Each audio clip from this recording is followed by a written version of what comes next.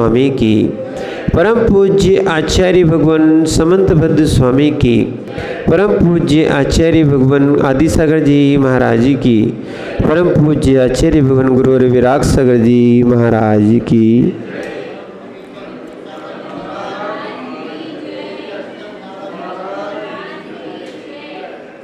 भूत चेतनात्माओं, हम सभी भगवान पार्श्वनाथ के पादमूल में बैठकर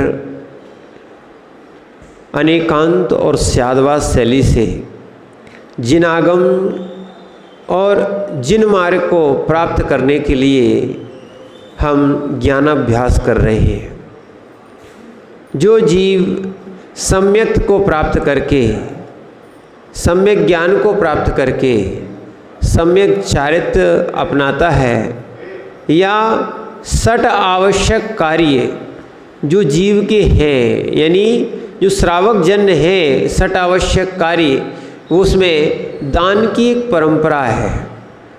क्या है? दान की एक परंपरा है, और दान अतिथि संविभाग में आता है। दान 4 प्रकार का है, वो अतिथि संविभाग में आता है कि हम निर्गंथ योगी का पड़गाहन करें।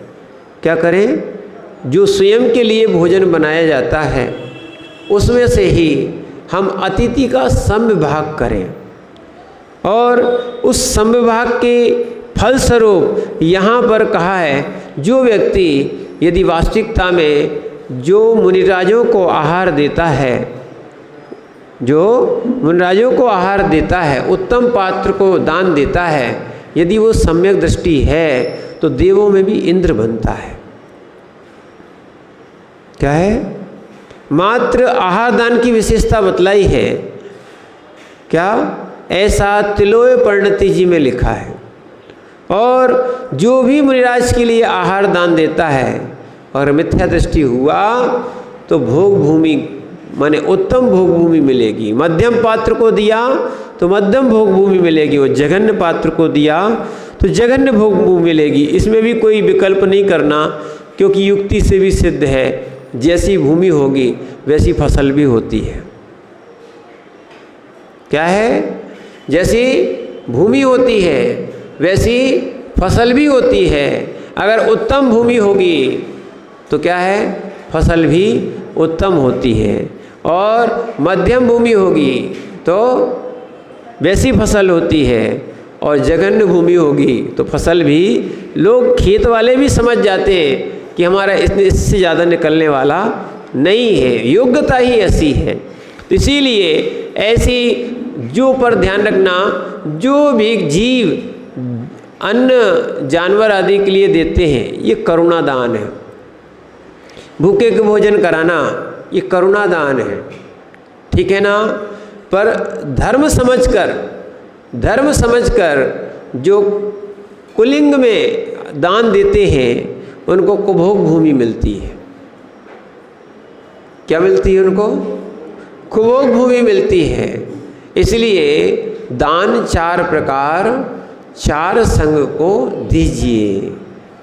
दान जो है ना, विशेषता से मुनि, आर्यिका, श्रावक, श्राविका, इसके लिए ही लिखा है, और मूलतः सम्यक से सहित हो।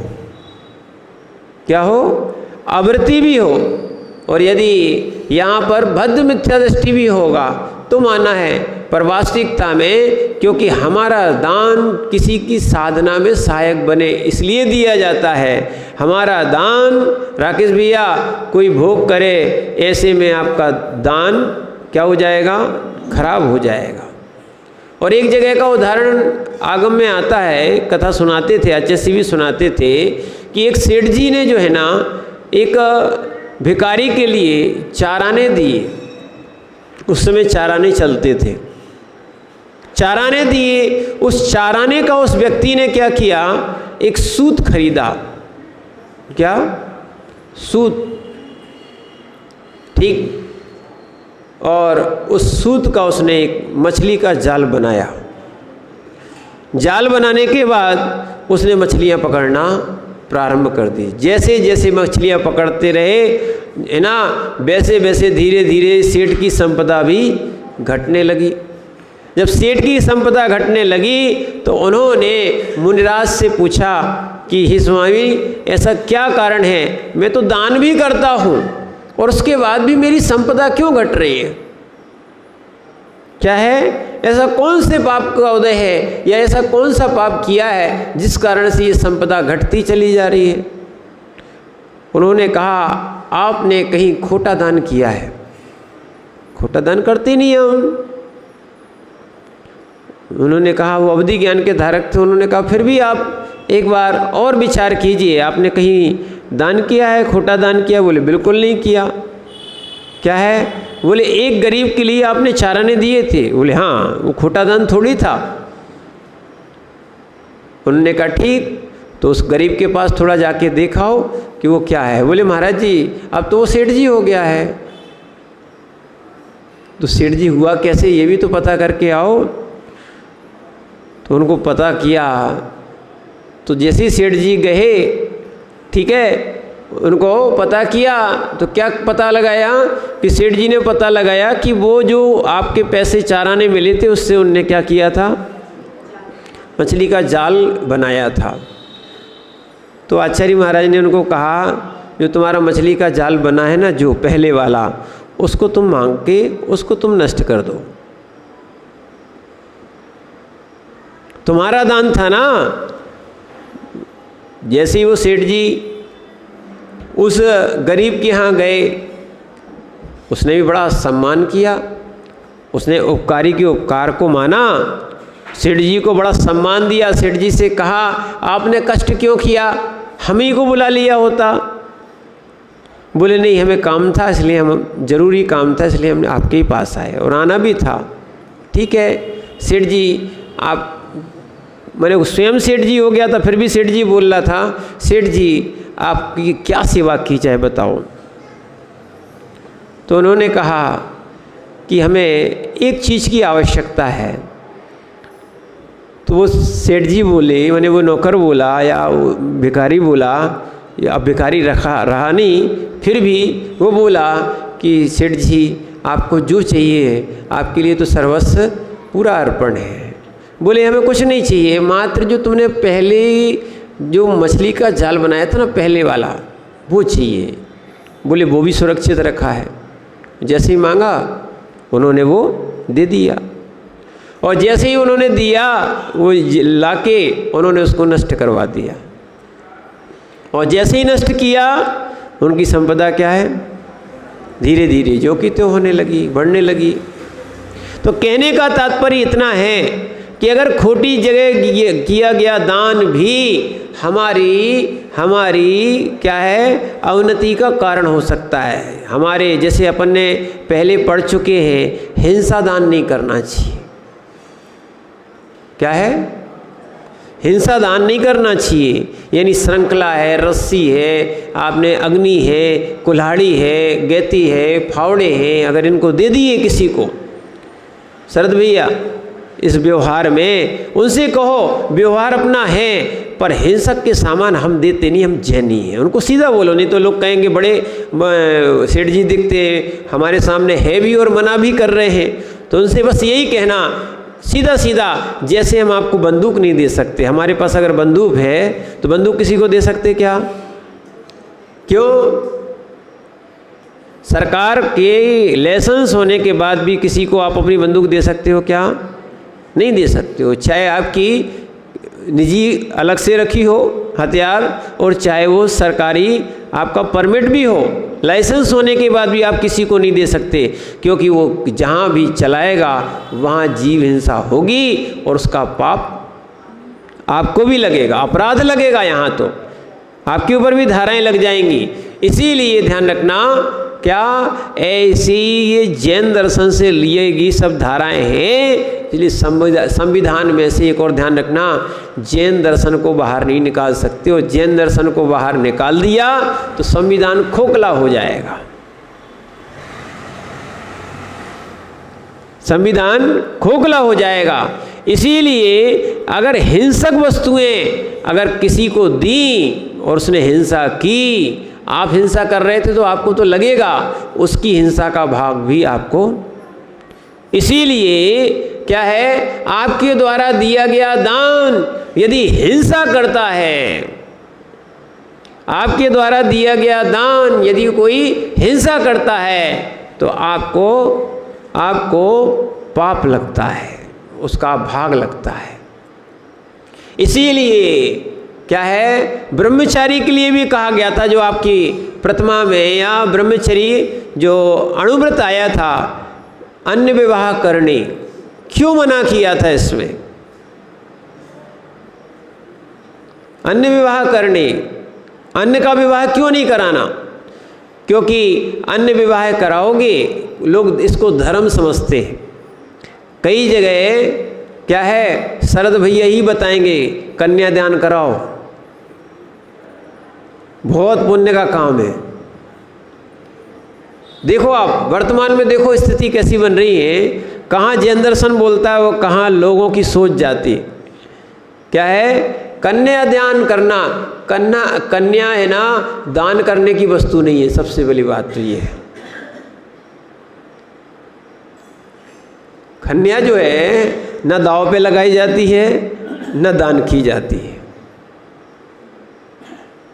क्या है, इसीलिए ध्यान रखना, यहाँ पर आचार्य महाराज आपको स्पष्ट कह रहे हैं, इनको समझना आवश्यक है। दान 4 प्रकार, ठीक है ना। यहाँ भी जो 4 प्रकार के दान बताए थे उसमें भी कहीं कन्यादान नहीं आया। क्या है, आहार औषध और उपकरण और वसति का। कौन से 4 दानों में कौन कौन से? आहार, औषध, उपकरण और वसति का, आवास। ये दान देना चाहिए। लोग करते थे। धर्मशाला क्यों बनी? आवास दान के लिए। औषधालय भी बनाते थे। लगभग हर मंदिरों में क्या है, औषधालय रहता था। ये 4 चीज़ें विशेष थीं। आहार तो घर में लगते थे। क्या है, कभी भी महाराज आ जाएं, अपन ऐसा शुद्ध आहार बनाएं जिससे अपने भी कर्मों की निर्जरा हो और हम अतिथि का सत्कार कर सकें। एक और ध्यान रखना, आप अगर माना कि आप भोजन ही करते हो और अशुद्ध भोजन करते हो, ये सब माताओं के ऊपर डिपेंड है। आप चाहे सोले की रोटी बनाओ और चाहे असोले की रोटी बनाओ, ये आपके ऊपर है। पुरुष तो जो बना दोगे वो खा लेंगे, उनको क्या दिक्कत है? सुभाष भाई, ये कोई दिक्कत है क्या? सोले की रोटी खाने का त्याग है? हैं? सोले की घी खाने का त्याग है? सोले का दूध पीने का त्याग है? और सोले की रबड़ी मिल जाए तो बिल्कुल नहीं छोड़ेंगे, बोल रहे हैं। ठीक है ना। और अगर सोले की, सुनना, जब सोले की चीज़ें नहीं बनाते तो आप लोग घर में रहते क्यों? घर आपका कहलाता है, अधिकारी आप हो, मालिक आप हो। मालिक को नहीं मिलता है शुद्ध भोजन। विचार करो, जब मालिक को कोई नहीं मिलता है तो फिर महाराजों को कहाँ आप पड़गा पाओगे? समझना, अगर वास्तविकता में मालिक हो तो अपना शुद्ध भोजन रोज बनवाओ। कुछ नहीं जाता, कपड़े बदलना है और हर चीज़ की सुविधा लाके इन लोगों ने दे दी। घर में अब किसी को पिसाने नहीं जाना पड़ता है, घर में ही चक्की हो गई ना। क्या है, और पन्ना की तो विशेषता है क्या, पानी पाथर लावर। क्या है, जब पानी घर घर में है ही, पानी घर घर में है कि नहीं राकेश भैया? ऐसे गांव नहीं मिलेगा कहीं जहाँ 5 फुट पे 10 फुट पे पानी ही पानी, हर घर में। और नहीं तो बरसात का पानी भी आप रख सकते हो, बस चूना डाल के रखना पड़ेगा, वो आपका बहुत समय तक चलता है। चूना डालना पड़ता उसमें।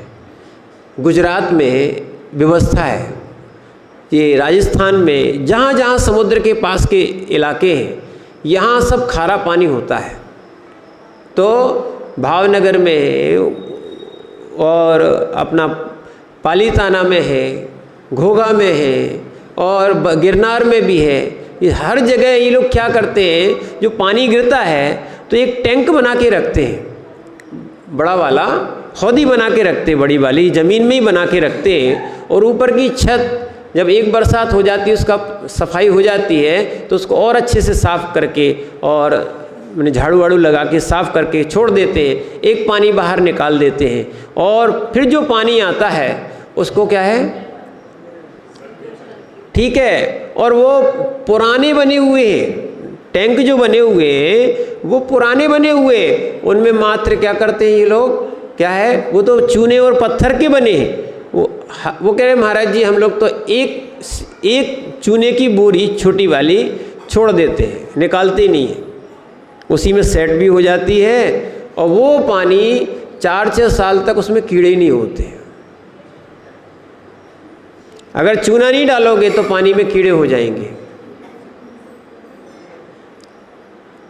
और अहमदाबाद में भी देखा था, वहाँ भी पानी की दिक्कत थी, तो मंदिर वालों ने बहुत अच्छी व्यवस्था कर ली। उससे 2 फायदे हुए, सुनना क्या है। एक तो बरसात के पानी से जो अभिषेक किया जाता है उसकी मूर्तियाँ जो भी हैं, जो पीतल आदि की मूर्तियाँ रहती हैं, वो काली नहीं पड़ती। क्या है, तो वो लोग भी क्या करते हैं, उन्होंने जहाँ पर एक नीचे कमरा है उसके नीचे उन लोगों ने क्या किया, एक बहुत बड़ा टैंक बना दिया और उसको पूरा बंद कर दिया। और उसका जो खोलने का दरवाज़ा है ना कुएं जैसा, वो बाहर रखा। कहाँ रखा, बाहर रखा। वहीं से खोलो और वहीं से खींचो, वहीं से बिलछानी कर दो और मंदिर में आप ले आओ आराम से। मैंने बना कमरे के ऊपर है, पर कमरे में कुछ नहीं दिखता, ना फैलता है कुछ, पूरा पैक है। उसका दरवाज़ा कहाँ रखा, बाहर साइड। उतना और उन्होंने खोद के पूरा बना दिया।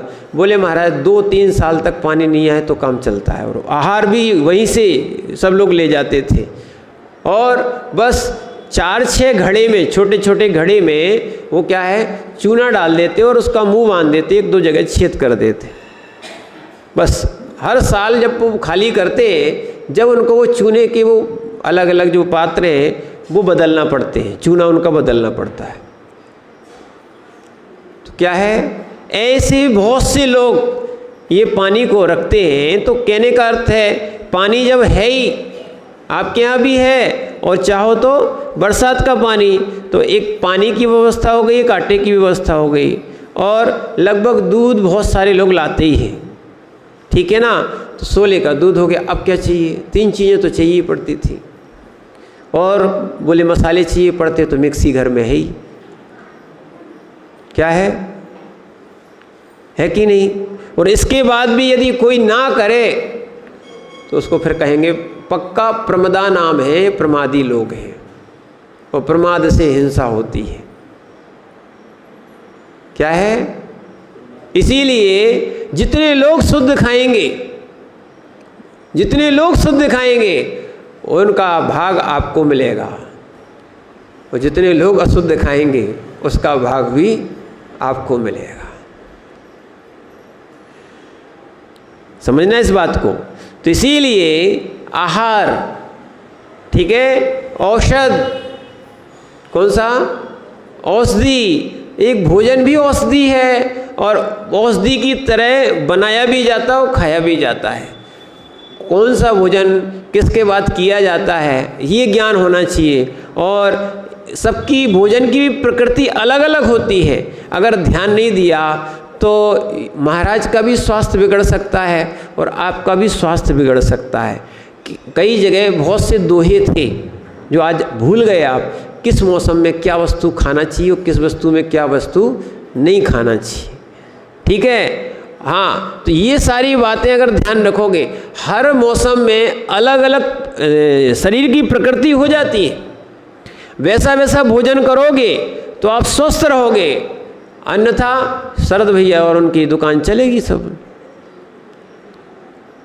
क्या होगी, रोग बढ़ जाएंगे। और जब रोग बढ़ जाते हैं तो धर्म ध्यान भी नहीं हो पाता। तो एक और ध्यान रखना, आहार भी औषधि है। क्या है? आहार भी औषधि है। और वास्तविकता में जिन्होंने आहार को संतुलित कर दिया उनको औषधि की आवश्यकता नहीं पड़ती। क्या है? इसीलिए एक और आपको चीज़ बताएं, बहुत सारे लोग, क्योंकि हमारा प्रैक्टिकल हुआ है, हमें भी 4-4 साल तक कमर में दर्द रहा और बहुत सारी चीज़ें हुई, बहुत श्रावकों ने बहुत सेवाएं की, ठीक है, और यहाँ तक कि एक्सरे आदि भी कराए, उनके दिखाए। लोग कह रहे थे कि महाराज ये इसमें गैप आ गया है, क्या हो गया है, ठीक है, सब यही बताते हैं, ठीक है, और लोग उसका ऑपरेशन करा लेते हैं, सलाह देते नहीं होगा ठीक, पर कुछ नहीं था, वो वायु का दर्द था। जहाँ भी शरीर में दर्द होता है वायु का ही होता है। किसका होता है? क्योंकि आहार का विषय चल रहा है तो समझो आप अच्छा। जिनको गैस बनती है, क्या है? गैस बनती है, एक तो भूखे पेट में गैस बन जाती है, ठीक है, और दूसरा मूल कारण है जहाँ जहाँ अगर जिन जीवों का भोजन पचता नहीं है, अपच रहता है, सड़ा हुआ जहाँ मल पेट में रहता है, तब जाके गैस बनती है। और फिर गैस की कितनी भी दवाई खा लो कुछ होने वाला नहीं है, क्योंकि पेट में क्या है? सड़ा हुआ क्या है? जो आज लोग ऊपर बैठने लगे ना, ये सब इसी गैस का कारण है। क्या है? और जैसे ही पेट साफ रहेगा, पेट साफ हो गया, गैस बनना बंद ही हो जाएगी। गैस कहाँ से बनती है? ये प्राकृतिक चिकित्सा बोलती है, नेचुरोपैथी। गैस कहाँ से बनती है? और सिर में भी चढ़ती है, हर जहाँ उसको स्थान मिलता है वहाँ रुक जाती है और परेशान करती है, अपना स्थान भी बना लेती है। तो सबसे पहले जो है ना, अब कोई कहे कि हम तो थोड़ा सा भोजन करते हैं, थोड़ा ओड़ा नहीं चलता है ना। शरीर में अगर मल है तो बल है, मल नहीं है तो बल भी नहीं है, मल नहीं है तो बल भी नहीं है। मल से ही क्या होता है? बल होता है। तो ये नहीं समझना कि जो हमने भोजन किया था वो हम जंगल गए तो वो निकल गया, नहीं। आयुर्वेदिक में भी समझना, शरीर में मल होता है। कितने सिर? शरद भी बताओ। नहीं, वो नहीं कह रहे, क्या है? सिर में बताया है 2-4 सिर मल होता है। ऐसे ही शरीर में मूत्र भी होता है, ये स्टॉक बना ही रहता है, उसके बाहर जो निकलता है वो बाहर निकल जाता है। इसीलिए ध्यान रखना, जब आपके शरीर से सड़ा हुआ खराब मल निकल जाएगा तो आपके गैस की बीमारी खत्म हो सकती है, ठीक है। पर आप जो है ना, ऐसे फिर भोजन को भी करना जो एक दिन में ही पचता हो, जो नहीं पचता हो वो तुरंत सड़ेगा और गैस भी बनाएगा, समझ लेना आप। पर लोग इस चीज़ को मान नहीं सकते ना, जिसका इंद्रियों पर निरोध नहीं है, कंट्रोल नहीं है, वो निरोगी नहीं रह सकता, समझना। तो इसीलिए आहार भी एक औषधि है। आहार क्या है? औषधि है। और उपकरण जो चर्या में उपकार करें, अहिंसा की वृत्ति में उपकार करें, उनको कहा जाता है उपकरण। उसको क्या कहा जाता है? उपकरण। जो उपकार करता है वो उपकरण। और वासयोश्च दान इन्हें, आवास दान। कैसा? आवास दान। अपना भी घर ऐसा बनाना चाहिए। आप लोग नहीं समझते हो, आज लोग सोचते हैं पैसे वाले हैं तो एसी लगा लो ना।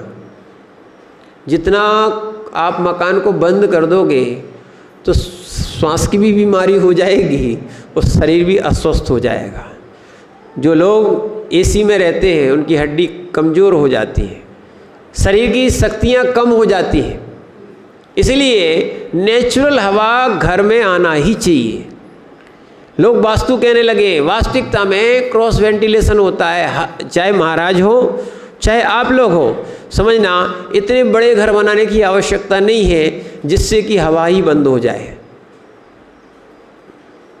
क्या है, सरकार भी व्यवस्था बनाए है। आपका नक्शा जब ही पास होता है जब आगे और पीछे आप थोड़ा सा स्पेस दे के रखते हो। पर क्या करें, पहले आप नक्शे में कुछ दिखाते हो, फिर आपका नक्शा कुछ हो जाता है। इसीलिए शरीर का नक्शा भी कुछ और दूसरा हो जाता है। समझ रहे ना आप बात को? इसीलिए आवास आप स्वयं के लिए ऐसा बनाए, मुनिराज के लिए नहीं। मुनिराज तो उस धर्मशाला में रुकते हैं, जिस धर्मशाला में श्रावक जन रुकते हैं उसी में महाराज रुकते हैं, क्योंकि महाराज के लिए अलग से कोई आवास की अवस्था नहीं है, आवश्यकता नहीं है।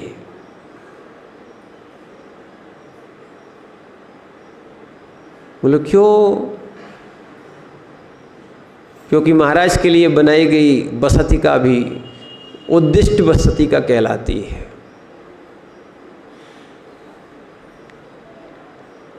क्या है, आप भी ऐसे जगह रहे जिसमें कि नेचुरल हवा मिलेगी, समझना, तो आप स्वस्थ भी रहेंगे। और ऐसे ही माने आपके कमरे या वो रहना चाहिए जहाँ आपको लाइट जलाने की आवश्यकता ना पड़े,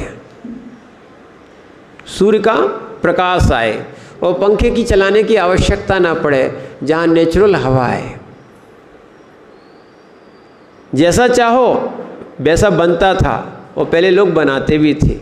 इसीलिए ध्यान रखना, बस ये है कि अगर वास्तविकता में हमने अपने लिए भी आहार शुद्ध बनाया, औषधि शुद्ध ली, और उपकरण जो उपकार करें वही उपकरण है, जो हिंसा करें वो कोई उपकरण नहीं है। और आवास भी ऐसा होना चाहिए आपका जिससे आप भी स्वस्थ रहोगे। देखो महाराज को कितनी देर आहार करने के लिए आना, कोई दिक्कत नहीं है, बस ठीक है धर्मशालाओं में महाराज चातुर्मास आदि के लिए रुक जाते हैं, पर ऐसी जगह आप अपने आवास, मंदिर, धर्मशालाएं बनाएं जिससे आप भी स्वस्थ रहें। ध्यान रखना, आप समझते हो पंखा बहुत अच्छी वस्तु है। ठंडों में, बरसात में जब कपड़े नहीं सूखते तो कहाँ सुखाते हो? कहाँ सुखाते हो? कहाँ सुखाते हो? कहाँ सुखाते हो? पंखे में। अभी आपको प्रैक्टिकल समझा रहे हैं। इसलिए क्या, अगर आप पंखे चलाओगे और उसके नीचे बैठोगे तो आपके शरीर का भी पानी सूख जाएगा। जब पंखा आपके शरीर का पानी सुखा सकता है तो हीटर आदि का जो प्रयोग किए जाते हैं तो ये शरीर के लिए नुकसानदायक है। क्या है, जैसे अनिल भैया, बर्फ़ कैसा होता है? हैं? पक्का ठंडा होता है। दो बात कैसे बोल रहे हैं आप लोग? हैं? आपको लगा है ठंडा, पर बर्फ़ कैसा है? गरम। अगर बर्फ़ ठंडा होता तो उसकी सिकाई नहीं होती। और आपके घर में तो 2-2 डॉक्टर हो गए, अब 3-3, पूछ लेना उनसे। क्या है, बर्फ़ कैसा होता है? तो आप क्या करते हो? देखो सब चीज़ें अब यहीं चल रही, सो बताना पड़ रही। आप गर्मियों में कौन सी चीज़ लेते हो? ठंडी होती है, ठंडी होती है। हम लोग को भी बड़ा आश्चर्य हुआ था, जो विदेश के लोग हैं ना, ठंडे प्रदेश के लोग, ये लोग ठंड में भी कोको कोला वगैरह ये चीज़ें क्यों पीते हैं?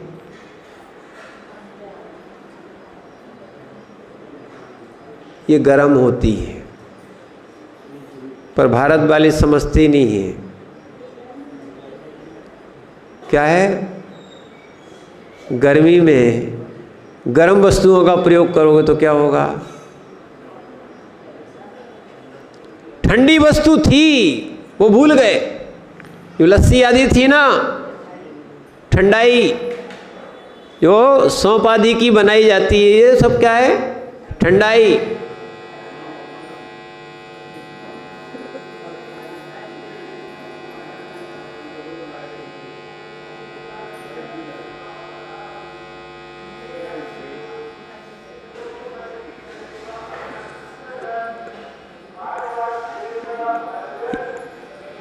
ये सब क्या है? ठंडाई। अच्छे से बैठो ठंडाई में, और ठंडाई मिलना चाहिए। जितनी ठंडाई मिलेगी ना उतनी शांति मिलेगी। हाँ, इसको भी चाहिए ठंडाई। क्या चाहिए? अगर दोनों गर्म मिल गए, फेस फेस मिल गया, देखो प्रैक्टिकल हो गया। अब फेस फेस मिल गया तो क्या है? शांति भंग हो जाएगी। उसको भी क्या चाहिए? एक अर्थ होता है और एक फेस होता है। अर्थ कहाँ से आता है? जमीन से, ठंडा आता है। इसलिए ध्यान रखो, जो ठंडाई होती थी, अब आप लोगों को समझ में आएगा कि एक औषधि, आहार भी एक औषधि है। आहार देना भी औषधि है, आहार भोजन करना भी एक औषधि है। ऐसा नहीं है अपन को जो ठंडा लगा सो ले लिया और वो क्या हो गया? गर्म हो गया, आप बीमार हो जाओगे। और एक और पक्की बात मान के रखना, आप कभी पेट पे हाथ रखो, अपने शरीर पे हाथ रखो, कैसा रहेगा? ठीक है। इसमें अगर ठंडे में गर्म डालोगे, सबसे पहले बहुत सारे लोगों को सर्दी का क्या है? जुखाम का एक रोग बने ही बना है। क्यों? क्योंकि शरीर होता है गर्म और ठंडा पानी और ठंडी चीज़ें पीते हैं।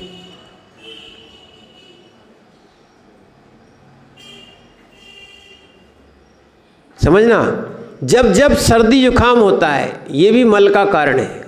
अभी बच्ची आए थे, उन्होंने पूरा बताया, जहाँ मल पेट में रहता है वहीं पूरी बीमारियां होती हैं। क्या है? इसीलिए उन्होंने एक प्रैक्टिकल बताया। हमारा भी बुखार अभी शिखर जी में 3 बार लौट लौट के आए, 15-15 दिन तक रहा, बार बार आता रहा। जब नहीं जा रहा था तो हमने कहा हम लोग तो कुछ आहार विशेष वैसे ही त्याग किए हैं, कुछ लेते नहीं, अब कैसे? बोले महाराज पेट साफ नहीं, हमने कितना साफ करवाओगे क्या? बोले आप हमारी बात मान लो। हमने ठीक है। बोले महाराज जी आपको 3 दिन तक क्या है? अन्न का और दूध का त्याग करना है। क्या लेंगे? बोले मात्र सब्जी और फल लेना। क्या है? उन्होंने ये उपचार बताया।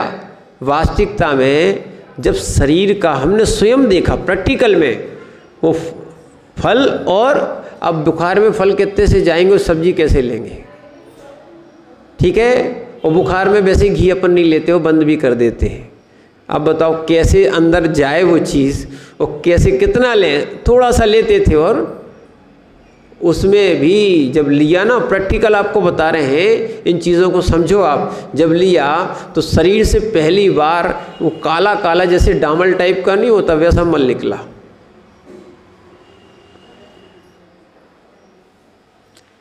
क्या है? एक दिन हरा हरा निकला, फिर उसके बाद क्या हुआ? काला काला निकला। हम पहली बार देखा। उसी को वो लोग बोलते फूड पॉइजन। क्या बोलते हैं? जब वो चीज़ें निकल गई ना, फिर उसके बाद दूसरे तीसरे दिन से, फिर थोड़ा थोड़ा तीसरे दिन के बाद से धीरे धीरे खिचड़ी और दलिया होते होते फिर भोजन शुरू किया, मैंने अन्न शुरू किया। फिर धीरे धीरे वो बुखार अब समझ में आता है। जब भी बुखार आने लगता है तो समझ में आता है कि जब पेट में क्या हो जाता है? हाँ, मल आदि हो जाते हैं। उस कारण से ये सारी चीज़ें बनती हैं। और जिस जीव ने अपनी पेट की शुद्धि कर ली, उसका शरीर शुद्ध हो जाता है। और जिसने परिणामों की शुद्धि कर ली, उसकी आत्मा शुद्ध हो जाती है। क्या है? इसीलिए आहार एक औषधि है। क्या है? आहार एक औषधि है। गर्म नहीं रहो तुम, समझना। ठीक है? आहार एक क्या है? औषधि है, इस औषधि को अच्छे से समझ गए जो लोग, तो वो तो स्वस्थ रह सकते हैं। और जो लोग नहीं मानो जिनवाणी, करो मनमानी, क्या है? दो बातें, अशुद्ध खाओगे तो पाप आश्रव भी होगा, क्या है? और दुर्गति में भी जाना पड़ेगा। शुद्ध खाओगे, शुद्ध खिलाओगे, अतिथि संविभाग करोगे, कर्म की निर्जरा भी होगी और सुगति भी होगी। इस लोक और परलोक दोनों सुधर रहे और इस लोक और परलोक दोनों बिगड़ रहे, ये आपके ऊपर है। क्या है? समझ रहे ना? As you like. अब आपको क्या करना है? क्या है? जैसा आपको करना है आप वैसा कर सकते हो। जम रुज्जई तम कुज्जा, ठीक है ना? ऐसा आचार्य कुंद कुंद स्वामी ने लिखा है रहणसार में कि ये पाप का फल नरक आदि है और पुण्य का फल स्वर्ग आदि है। अब आपको हमने समझा दिया पुण्य पाप का फल, अब आपको जैसा रुचे सो वैसा करो, ठीक है ना? तो इसीलिए आचार्य महाराज कह रहे हैं एक एक, क्या है, एक एक वस्तु में, चार प्रकार के दानों में चार व्यक्ति प्रसिद्ध हुए हैं। और आज अगर आप सुन लोगे तो आनंद आ जाएगा कि चार व्यक्ति कैसे हुए, है ना? लोग तो कहते थे दो रोटी से, किससे? दो रोटी के दान से, क्या है, भोग भूमि और स्वर्ग मिलती है। आज आपको भिन्न चीज़ और समझाएंगे। तो आचार्य महाराज यहाँ पर 118 नंबर के श्लोक में, क्या है, मात्र अभी नाम बता रहे हैं, उनको आप समझने का प्रयास करना। श्रीसेन वृषभ सेनेन कौंडिशे शुक्रस्य दृष्टान्ता वैयावृत्तस्येते चतुर्विकल्पस्य मंतव्या। पढ़िए।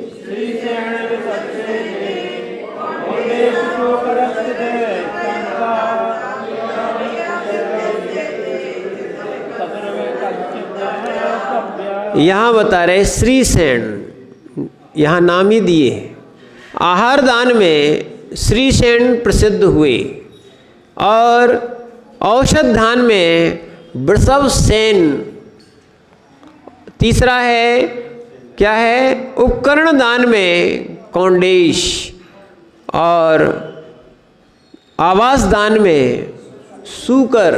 सुअर जान रहे? सुअर जानते? सुअर जानते ना? उसको, उसका नाम त्रियंश का नाम आ गया यहाँ पे, ठीक है? तो यहाँ ये व्यक्ति चार भेद वाले वैयावृत्ति में दृष्टांत जानना चाहिए। अब क्या है, श्रीसेन का नाम क्यों यहाँ पर दिया? क्योंकि श्रीसेन एक राजा थे और रत्न संचयपुर नगर में वो राज्य करते थे और उनकी बड़ी रानी का नाम सेनदत्ता था और छोटी रानी का नाम आनंदत्ता था। दोनों रानियों के इंद्र और उपेंद्र नाम के दो पुत्र थे और उस नगरी में एक सात्की नाम का ब्राह्मण रहते थे। कौन से? सात्की ब्राह्मण नाम के ब्राह्मण रहते थे और उनकी माने स्त्री का नाम जम्बू और पुत्र, और उनके पुत्री का नाम सत्यभामा था। क्या था? दो उनके यहाँ पुत्र पुत्री थे। पुत्र का नाम क्या था? ठीक है, और पुत्री का नाम था, स्त्री का नाम था जम्बू और उन्हीं की पुत्री थी तो उसका नाम था सत्यभामा, ठीक है? और एक दूसरी घटना बता रहे, पाटलिपुत्र। जानते हो कौन सा नगर है ये? पटना। नाम थोड़े थोड़े परिवर्तन हो गए हैं। क्या है? पाटलिपुत्र। जैसे बहुत से नगर का नाम धीरे धीरे बदलता जा रहा है, जो शासक आते हैं वो भिन्न भिन्न रख देते हैं, ठीक है ना? जैसे अहमदाबाद का नाम मालूम क्या है? कर्णावती। अभी भी लिखते हैं वो लोग। पहले कर्णावती था, फिर अहमदाबाद हो गया। ऐसे ही पहले जो आपका इलाहाबाद था, वैसे ही अपन मानते हैं। क्या है? प्रयागराज कहें, प्रयाग जो है ना भगवान आदिनाथ स्वामी की क्या है? जन्मस्थली, दीक्षा स्थली, ठीक है ना। प्रयाग में वहाँ शायद जन्म भी है और तप भी है। जन्म, हाँ, जन्म अयोध्या है और तप प्रयाग में है। जहाँ संगम का जो वृक्ष है वो लोग, हम लोग इस बार देखने भी गए थे। देखने आए कि उसको भी लोग पूजते हैं, पर वो परंपरा दूसरी हो गई। बट वृक्ष के नीचे भगवान ने क्या किया था? केवल ज्ञान प्राप्त किया था। उसका नाम प्रयाग था, ठीक है। फिर बदल के क्या हो गया? इलाहाबाद। अब फिर क्या हो गया? प्रयागराज, ठीक है ना। तो ऐसे ही पाटलिपुत्र यानी पटना, पटना में एक रुद्र भट्ट नाम का ब्राह्मण क्या है? 2 बालकों को वेद पढ़ाता था, ठीक है, वेद की शिक्षा देते थे। और उसकी दासी का एक पुत्र था, उसका नाम था कपिल। वो भी बुद्धि से तेज था, ठीक है ना। अब यही देखना, ब्राह्मण की बात ही बता रहे हैं। ये ब्राह्मण जो है ना और दूसरों को यानी शूद्र आदि को, दीक्षा या दासी पुत्र आदि को, ये इनको वेद पाठ भी नहीं पढ़ाते थे, ठीक है ना। उसका असर है तो वो तीक्ष्ण बुद्धि का था, पर उसने क्या किया? वो छल पूर्वक बैठा बैठा सुनता रहता था। देखना, बैठा बैठा क्या है? वो सुनता रहता था। और सुनते सुनते उसने क्या नाम? उसने वेद का पाठी और विद्वान हो गया। क्या है? और रुद्र भट्ट जो ब्राह्मण था वो क्रोधित हो गया। उसको जैसे ही पता लगा क्या है कि कुपात्र को शिक्षा हो गई, इसका पाप हमें लगेगा। क्या है? कुपात्र को शिक्षा हो गई तो क्या हो जाएगा? इसका पाप हमें लगेगा। उसने पाटलिपुत्र से उसको बाहर निकलवा दिया, ठीक है। कौन को? रुद्र भट्ट को। और जैसे ही बाहर निकाला, वह रुद्र भट्ट वो तो ब्राह्मण का रूप धारण कर लिया, एक दुपट्टा पहन लिया, यज्ञोपवीत धारण कर लिया, और वो घूमता घूमता कहाँ पहुँचा? रत्न संचय नगर में।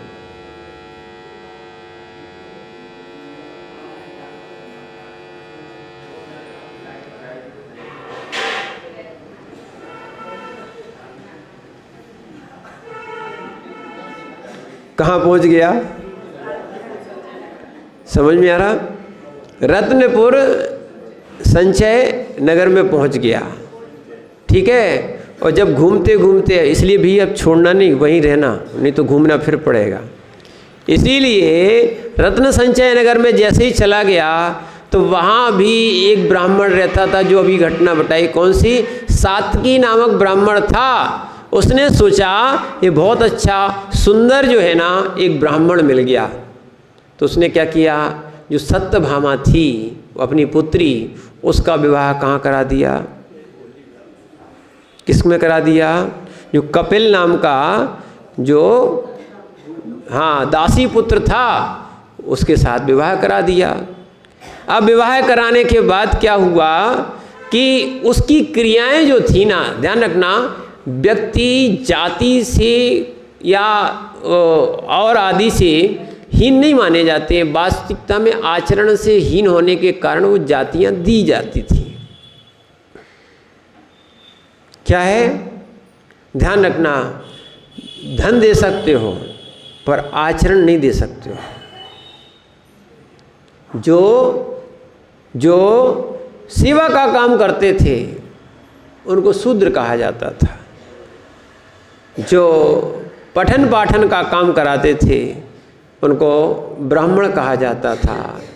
जो बहुत सारे जीवों की रक्षा करते थे, देश चलाते थे, वो क्षत्रिय कहलाते थे।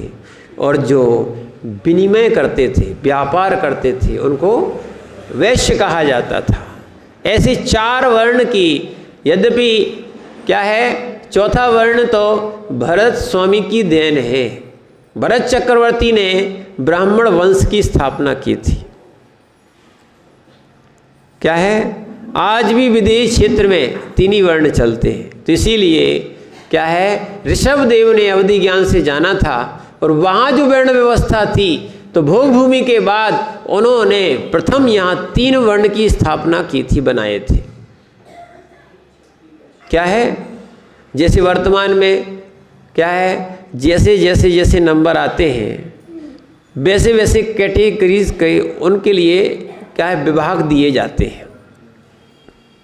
चाहे मेडिकल लाइन हो, चाहे टेक्निकल लाइन हो, चाहे अन्य जगह हो। और बच्चों में भी पढ़ाया सबको एक सा जाता है। जैसी जैसी जिसकी योग्यता होती है वैसा वैसा उनको विषय दिया जाता है। ऐसी जैसा जैसा जिसका आचरण होता है वैसा वैसा, अब इसलिए कह रहे हैं कर्म आर्य और कर्म शूद्र।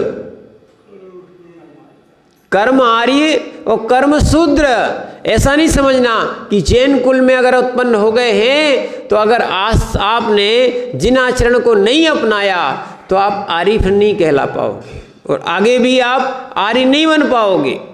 क्योंकि यहाँ पर भी भरत क्षेत्र में भी 5 म्लेच्छ खंड हैं। कितने? और एकमात्र आर्य खंड है। आज भी म्लेच्छों की संख्या यहाँ ज़्यादा है। कितने खंड हैं?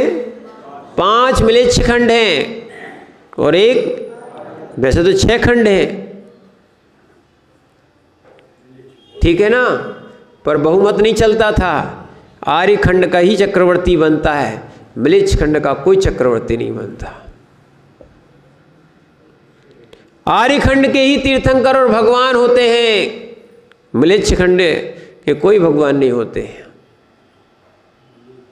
क्या है, इसीलिए जो कपिल था वो अपने आप को ब्राह्मण बना लिया और बनाने के बाद उसने शादी भी कर ली। और शादी करने के बाद आजकल लोग समझ नहीं रहे हैं, ऐसे ऐसे लोग जो है ना, जिसमें पढ़ाई के कारण समानता दिलाई जाती, ठीक है, पर ऐसे ऐसे माँ बाप भी वो है दिन रात पैसा कमाने में लगे हुए, ना तो धर्म करने की फुर्सत है, ना बच्चों को संस्कार देने की फुर्सत है, ना तो बच्चों का मुख देख पाते हैं।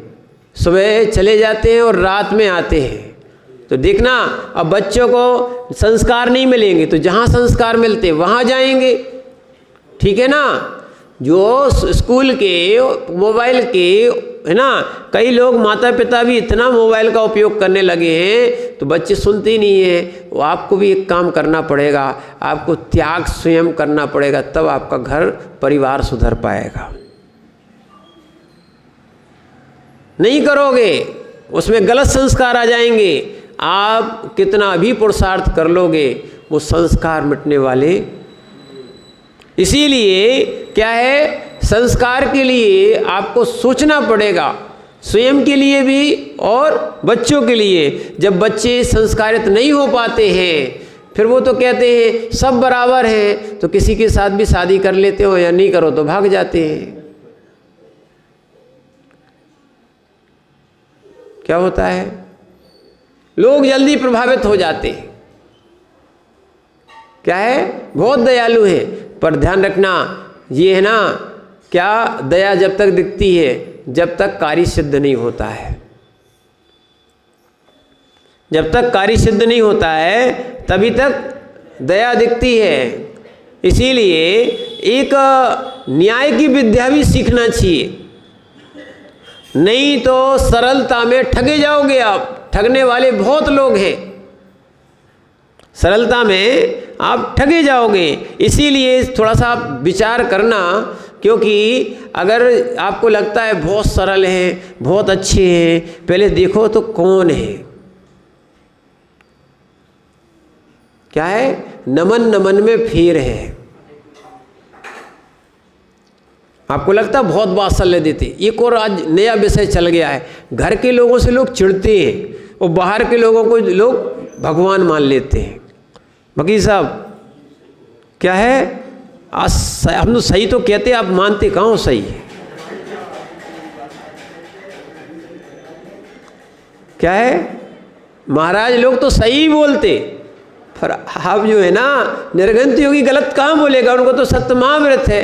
पर आप सत्य मानते कहाँ हो? सत्य किसको मानते हो? डॉक्टरों को। भगवान किसको मानते हो? डॉक्टरों को।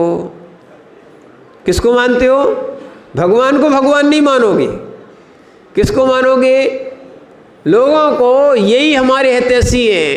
तो इसीलिए आपको नहीं मालूम कि ये लोग जो है ना घर के ही लोग काम आते हैं, पर जब लोग भटक जाते तब उनको समझ में आता है। नमन नमन में फेर है, अधिक नमे नादान। नमन नमन में फेर है, अधिक नमे नादान। ठीक है ना? दगाबाज दूजो नमे, दगाबाज दूजो नमे। समझ गए? दगाबाज दूजोन में। आपको थोड़ा सा वात्सल्य दिखाया सो आप उनके बह गए बहाव में आके, ठीक है ना, या चमक में आके ये बह गए, ठीक है ना। तो इसीलिए दगाबाज दूजोन में, चीता चोर कमान। चीता जब भी झुकता है ना, चीता जब भी झुकता है तो यहाँ तो वही है, ठीक है ना। और बुला लो, कमी थी सुख, और क्या है, समझना। अब क्या करें, जिसकी गति भ्रष्ट हो गई है उसकी मति तो भ्रष्ट होना ही होना है। पक्की बात मान के चलना। अब बिल्कुल कुछ नहीं कहना किसी से, किसी को समझाओ उनकी समझ में नहीं आता है, पक्की बात मान के चलना। और जिनको बुढ़ापे में समझ में नहीं आ रहा है, हम तो ये कह रहे हैं, जिनको घर भी बैठने मंदिर में नहीं आ पा रहे हैं, जिनको बुढ़ापे की समझ में नहीं आ रहा है, बिल्कुल दुख नहीं है, कोई खेद नहीं है। जिनकी गति ही खराब हो गई है उनकी मति तो अवश्य ही खराब होना है। हम तो पहले कह रहे पहले मति खराब हो गई है, नहीं, पहले गति खराब हो गई है। क्या है? जैसे रावण को नरक जाने का नियोग ही था। क्या था? प्रति नारायण नियम से नरक जाता है।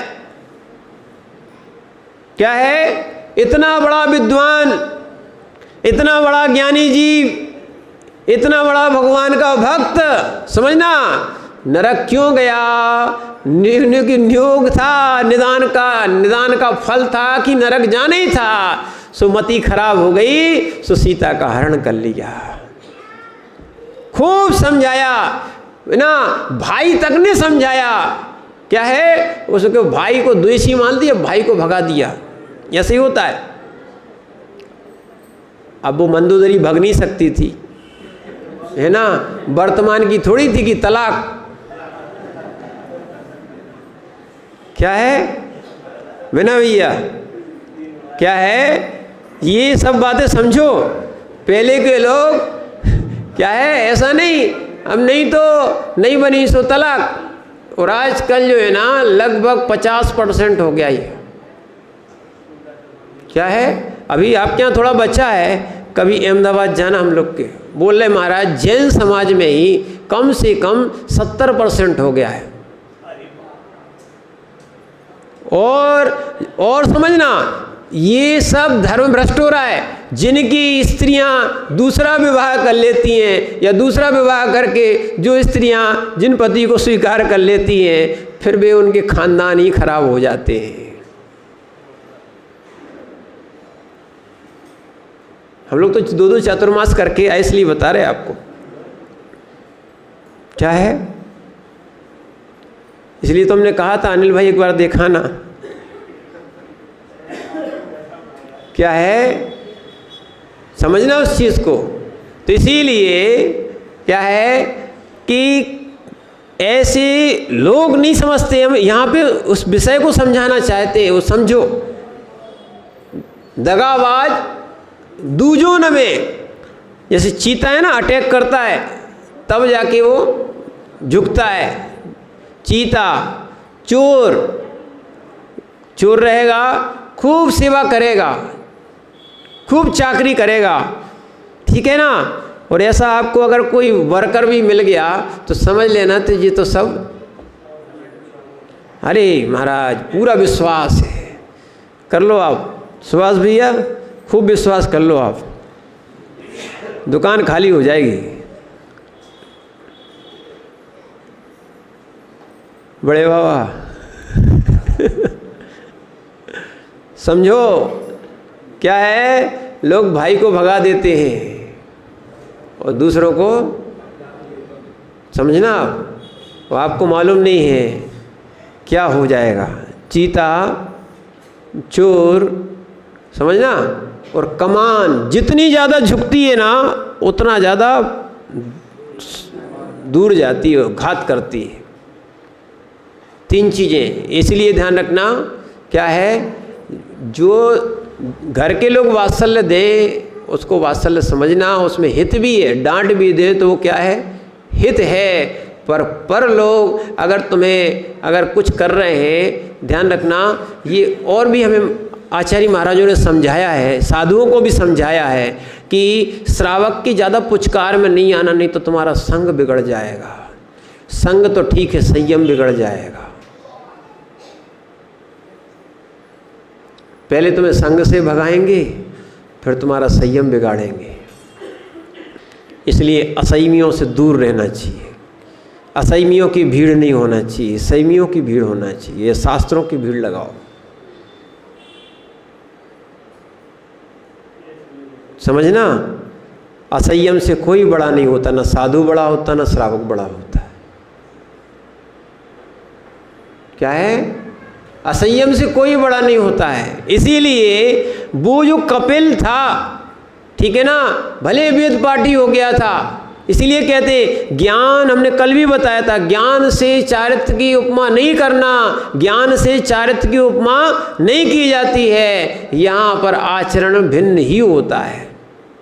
इसीलिए क्या हुआ, वो जब रत्नपुर संचय में कौन, वो उसका जो ब्राह्मण थे, कौन से, रुद्र भट्ट, वो क्या है, इस अवसर पर तीर्थ यात्रा करते हुए वो कहाँ पे आए, क्या है, कहाँ पे आए, रत्न संचयपुर नगर में आए।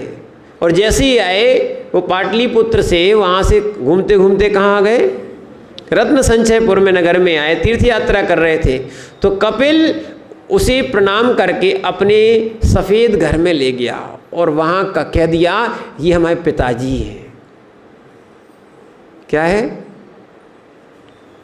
किसको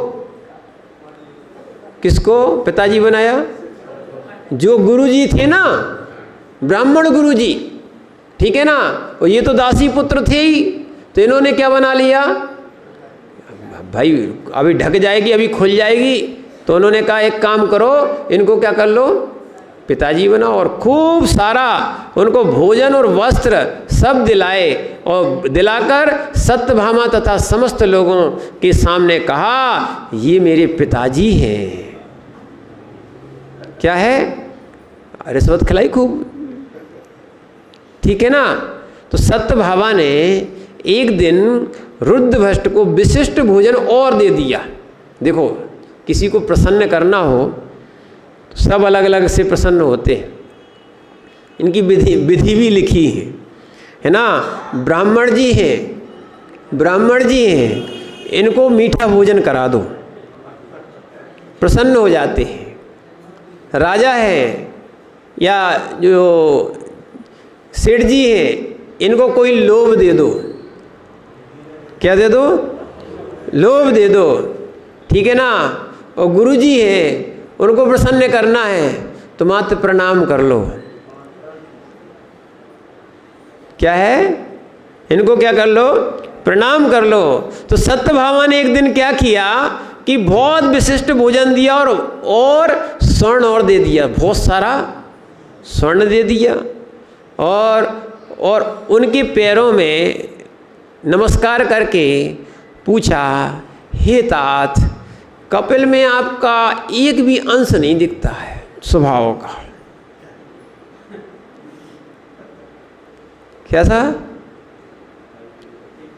जो मेरे पतिदेव हैं कपिल है ना, इनमें आप जैसे ब्राह्मण का एक भी गुण नहीं दिखता है। समझ तो रही थी, वो पत्नी तो थी, ठीक है। क्या हुआ तो उसने क्या है, उसने फिर से कह दिया, हे पुत्री, ये मेरा पुत्र नहीं है, ये मेरी दासी का पुत्र है। क्या? दासी पुत्र है। अब बताओ, उसी में ब्राह्मणी, ये दासी पुत्र, बताओ अब क्या किया जाए। उसने फिर क्या किया, क्या दासी पुत्र सुनकर उसके ऊपर विरक्त हो गई। वो जिनका आचरण खराब होता है आज वो आसक्त हो रहे हैं, और पहले के लोग मात्र आचरण खराब होने से विरक्त हो जाते थे और हठपूर्वक ये मेरे पास आएगा, अब मैं इसकी पत्नी हूँ, क्या करें। तो वहाँ पर सहदत्ता नाम की बड़ी रानी थी, उनकी शरण में चली गई और वहाँ उन्होंने अपनी पूरी कहानी बता दी। और सहदत्ता भी जो थी उसने सोचा और कि दुखियारी है, उसने उसको पुत्री मान के रख लिया, ठीक है ना। और एक दिन, अब ये सुनने वाली बात है, एक दिन राजा श्रीसेन ने परम भक्ति पूर्वक, विधि पूर्वक अर्घ कीर्ति और अमित गति 2 चारण रिद्धिधारी मुनिराज को क्या है, दान दिया, आहार दान दिया। और आहार दान के फलस्वरूप राजा रानी के साथ भोग भूमि में उत्पन्न हुए, ठीक है। उस सत्यभामा ने भी उस दान की अनुमोदना की थी, इसलिए दान नहीं दिया था। सत्यभामा ने भी क्या किया, सीन है, आहार दान की मात्र अनुमोदना की थी, इसलिए वो कहाँ उत्पन्न हुई, भोग भूमि में उत्पन्न हुई वो भी। और राजा श्रीसेन आगे चल के आहार दान के कारण ही शांतिनाथ भगवान बने। समझना, राजा श्रीसेन मात्र आहार दान के प्रभाव से क्या है, ऐसे योगी राजों को, अब लगाओ नंबर,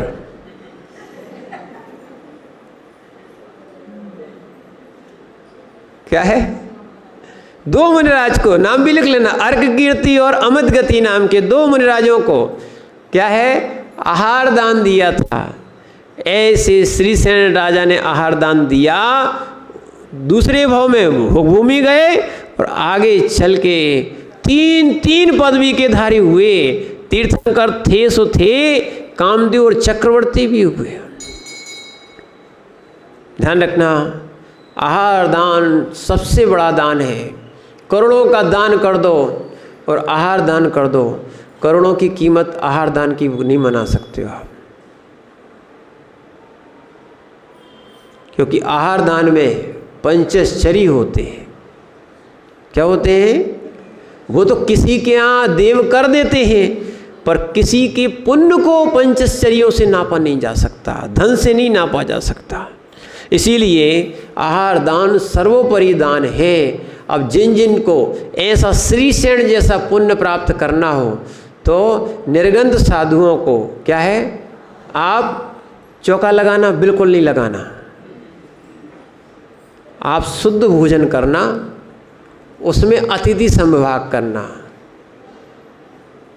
और तो यही समझ में नहीं आता है कैसे व्रती है ये अतिथि संविभाग ही नहीं करते।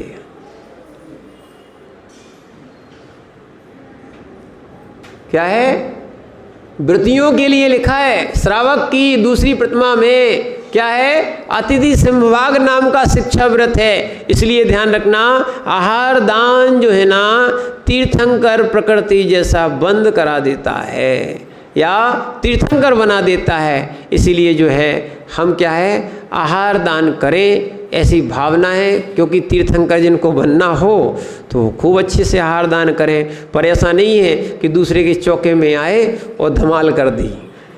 कमाल और धमाल नहीं करना, ठीक है ना। विनय से आराम से देना, नहीं तो वही चौके वाले बाजू में खड़े हैं और पता लगा बिना जो जिनने चौका वे आए हैं वे प्रमुखता से दान दे रहे। भैया चौके वाले को भी थोड़ा सा वो दया करता है कि आपको आहार दाने देता है, इसीलिए चाहे पहला गिरास हो चाहे दूसरा गिरास हो, थोड़ा आप भी दे लो, ठीक है। उसका पुण्य है तो वो भी दे, ठीक है ना। हम लोग निषेध नहीं करते हैं, पर कम से कम इतना तो ध्यान रखो, वो भी निषेध नहीं कर रहा है तो कम से कम ध्यान रखो कि चौके वाले जो बड़गाहन करते हैं उनको थोड़ा प्रमुखता से आहार उनको देने दो, उसके बाद फिर आप आहार दो, तो ये थोड़ी सी व्यवस्था बनेगी। देना चाहिए आहार, ठीक है ना। तो ऐसे आप आहार दान भी करें। और आहार दान की अनुमोदना, देखना पात्रता नहीं थी इसलिए वे क्या हो गया, क्यों नहीं दिए आहार, लो यहाँ लिखा है क्योंकि ब्राह्मणी थी और शूद्र से विवाह हो गया था, इसलिए लिखा है। इसमें क्या है, ये प्रभाचंद्र स्वामी की टीका है, ये उसमें कहानी में लिखा हुआ है। इसलिए समझना क्या है कि अनुमोदना करने वाले भी जीव सद्गति को प्राप्त होते हैं, इसलिए हम इसको समझें। और सब सेनादि की कथा अपन आगे पढ़ेंगे। ओम नमः सिद्धि।